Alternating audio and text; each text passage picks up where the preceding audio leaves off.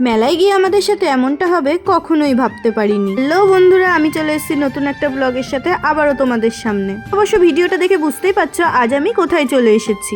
কিন্তু চলে এসেছি আমাদের বাতকুল্লার চার্চে। হ্যাঁ, দিনটা কিন্তু ছিল 25শে ডিসেম্বরই। এডিটার ভয়েস ওভার দেওয়ার জন্য ভিডিওটা ছাড়তে আমার প্রতিবারই এরকমই দেরি হয়ে যায়, তাই তো সবার শেষে ব্লগটা আমিও পোস্ট করে দিলাম। দেখো, এইদিকে কিন্তু সেদিন আমরা সবাই মিলেই চলে গিয়েছিলাম চার্চের মেলাতে। কে কে গিয়েছিলাম সেটা না হয় তোমাদেরকে এবার বলেই দিই। দিক থেকে তো আমি, আমার বরমশাই, চলে গিয়েছিল আমার এক ছোট্ট ভাগ্নি, গিয়েছিল আমাদের ছোট্ট পাপান, সাথে আমার ওই যে দাদা বৌদি।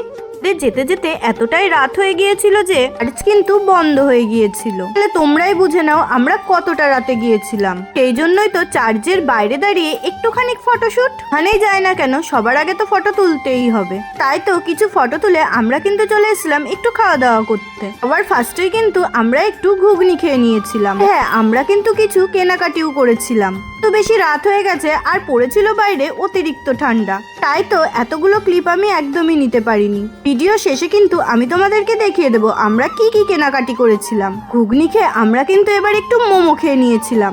তো ভাগ্নি আমার খুবই ছোট, তাই তো আমিও একটু ওকে খাইয়ে দিচ্ছিলাম। পরে কিন্তু আমরা একটু পাঁপড় ভাজা খেয়ে নিয়েছিলাম। মেলা মানেই তো পাঁপড়, ঘুগনি, ফুচকা। হ্যাঁ, ফুচকাটা কিন্তু আমি একদমই অ্যাভয়েড করেছিলাম। ফুচকা খেয়ে আমরা কিন্তু চলে এসেছিলাম একটু চাউমিন আর এইদিকে এই যে এগ রোল খেতে। আজকে কিন্তু মেলায় গিয়ে অনেকদিন পরে আমরা খুবই মজা করেছি।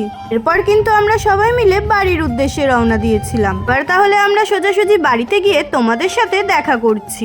আসার পরে এবার কিন্তু তোমাদেরকে দেখাবো আমরা মেলা থেকে কি কি কেনাকাটি করেছিলাম। অনেকটা রাত হয়ে যাওয়ার ফলে কিন্তু আমি ঘরে ঢুকেছিলাম না। তো এখন আমরা কিন্তু আবারও শ্বশুর বাড়িতেই চলে যাব। সমস্ত জিনিস আমার বৌদির হাতে থাকার ফলে আমার বৌদিই কিন্তু তোমাদেরকে দেখিয়ে দিল। তোমাদের আজকের ব্লগটা আমার কেমন লাগলো?